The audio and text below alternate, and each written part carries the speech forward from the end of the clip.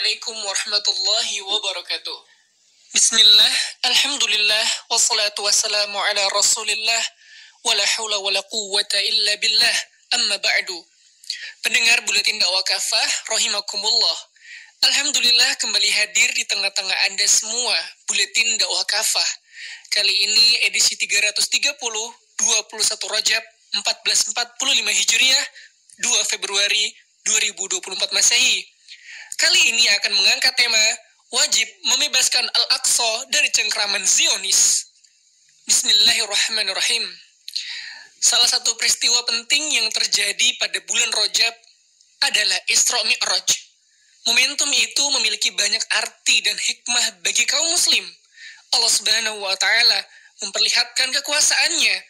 Allah Subhanahu wa taala memperjalankan Nabi Muhammad SAW dari Masjidil Haram menuju Masjidil Aqsa kurang dari semalam. Allah Subhanahu wa taala juga mempertemukan Rasulullah SAW dengan para nabi dan rasul lainnya. Beliau bahkan menjadi imam bagi mereka dalam sholat berjamaah. Selanjutnya, beliau diangkat ke langit hingga ke Sidratul Muntaha untuk menerima perintah sholat. Pendengar Buletin Dakwah Kafah rahimakumullah, iman tanpa ragu. Perjalanan Isra Mi'raj adalah salah satu mukjizat yang Allah Subhanahu wa taala berikan kepada Rasulullah sallallahu alaihi wasallam. Dalam peristiwa tersebut, Rasulullah sallallahu alaihi wasallam menempuh perjalanan dengan ruh dan jasad beliau secara utuh, bukan semata ruh beliau atau hanya penglihatan beliau dalam mimpi, seperti dugaan sebagian orang. Allah Subhanahu wa taala berfirman, Subhanalladzi asra bi'abdihi lailam minal masjidil haram ilal masjidil aqsa. Maha suci Allah yang telah memperjalankan hambanya pada suatu malam dari Masjidil Haram ke Masjidil Aqsa. Quran Surah Al-Isra ayat pertama. Dalam ayat di atas Allah Subhanahu wa taala menggunakan frasa bi'abdihi, maknanya adalah ruh dan jasad Nabi Muhammad sallallahu alaihi wasallam.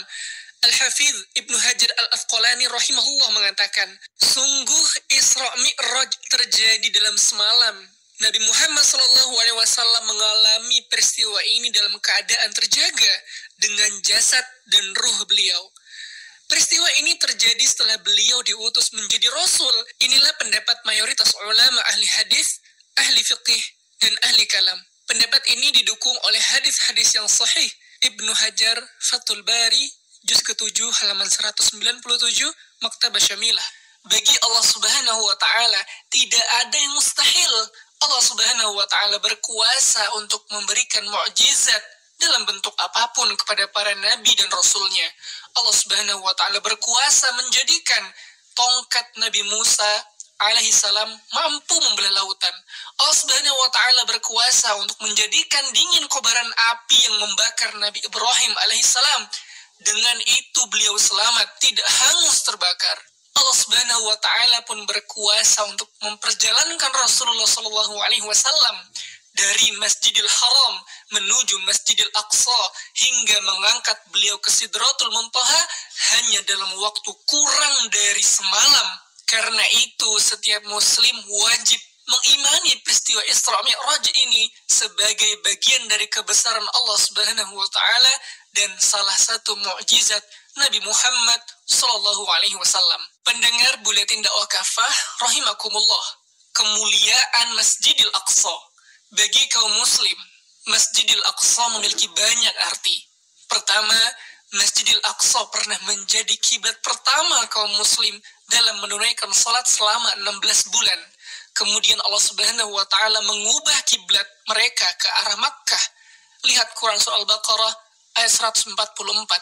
Kedua, Masjidil Aqsa dan Syam, Palestina adalah wilayah yang Allah Subhanahu wa taala berkahi sebagaimana firman-Nya, Subhanalladzi asra bi'abdihi lailam minal masjidil haram ilal masjidil aqsa alladzi barakna hawlahu linuriyahu min ayatina innahu huwas sami'ul basir. Maha suci Allah yang telah memperjalankan hambanya pada suatu malam dari Masjidil Haram ke Masjidil Aqsa yang telah kami berkahi sekelilingnya agar kami memperlihatkan kepada dia sebagian dari tanda-tanda kebesaran kami. Sungguh dia maha mendengar lagi maha tahu.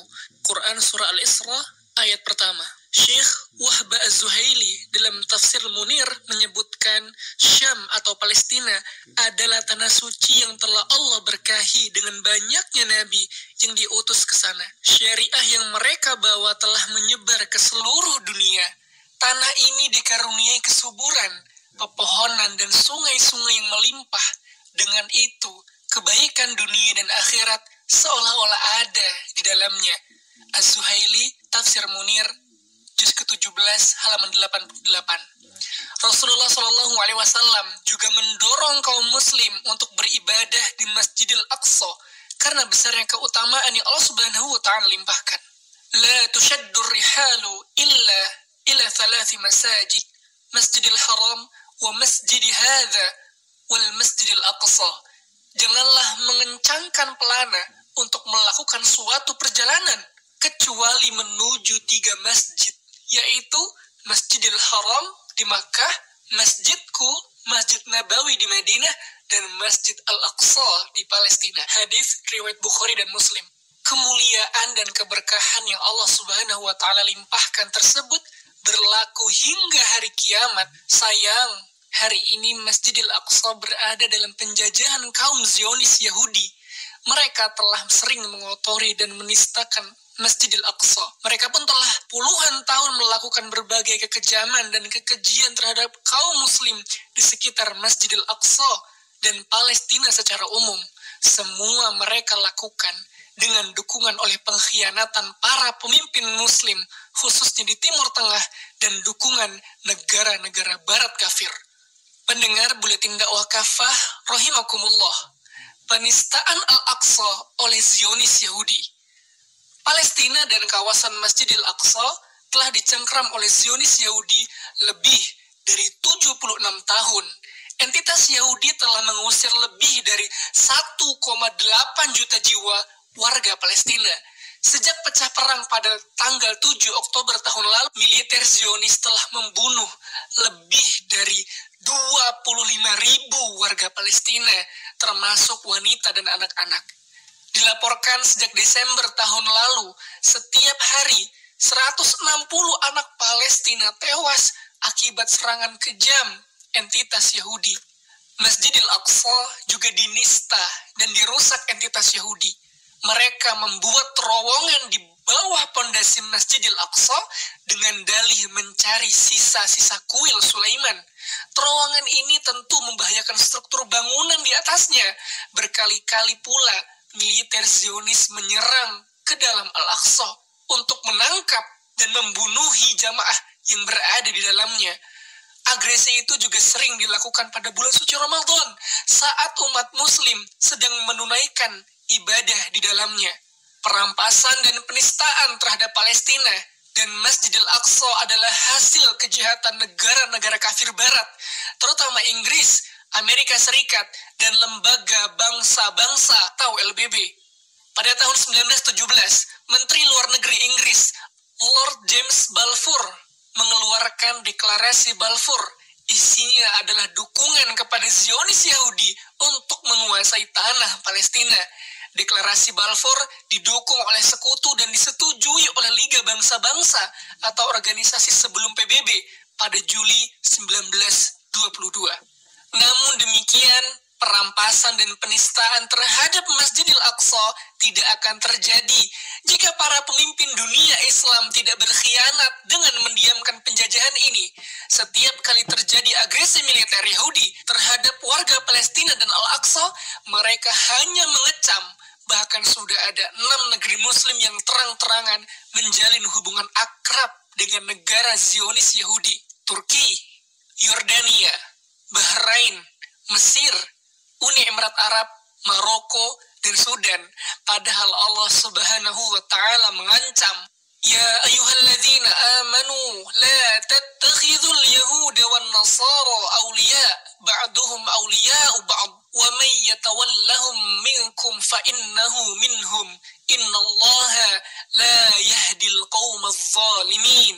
Hai orang-orang yang beriman, janganlah kalian mengambil kaum Yahudi dan Nasrani menjadi wali. Sebagian mereka adalah wali bagi sebagian yang lain. Siapa saja di antara kalian yang mengambil mereka menjadi wali, sungguh dia termasuk golongan mereka. Sungguh Allah tidak memberikan petunjuk kepada kaum yang zalim. Al-Maidah ayat 51. Pendengar buletin dakwah kafah, rahimakumullah, wajib membebaskan Al-Aqsa.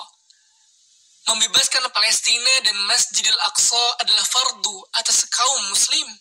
Akan tetapi, kaum muslim haram meminta bantuan kepada negara-negara barat dan lembaga-lembaga internasional untuk menunaikan kewajiban tersebut. Negara-negara barat adalah bidan yang membantu kelahiran negara Zionis di tanah Palestina. Di sisi lain, mustahil PBB atau Mahkamah Internasional, International Court of Justice, dapat menyeret entitas Yahudi ke pengadilan. Mustahil kedua lembaga ini menghukum dan meminta Zionis Yahudi angkat kaki dari tanah Palestina. Mereka hanya memainkan drama, tujuannya sekedar untuk menyenangkan pihak-pihak yang mengecam aksi terorisme kaum Zionis Yahudi agar mereka tidak dipandang berdiam diri atau mendukung Zionis Yahudi. Padahal tangan mereka berlumur darah rakyat Palestina. Satu-satunya jalan yang sesuai syariah untuk membebaskan dan melindungi Masjidil Aqsa adalah dengan jihad fisabilillah, yakni dengan memerangi entitas Yahudi sehingga tidak ada satu jengkal pun tanah Palestina yang mereka injak lagi.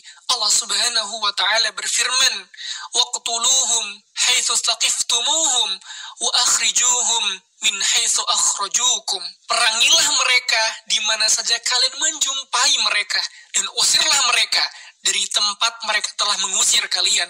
Al-Baqarah ayat 191. Oleh sebab itu, semestinya para pemimpin dunia Islam meninggalkan retorika kosong dan berhenti meminta bantuan kepada lembaga internasional manapun. Kaum muslim dimanapun, khususnya para perwira dan prajurit muslim, harus bergerak menyambut panggilan jihad dari manapun, termasuk dari bumi Palestina.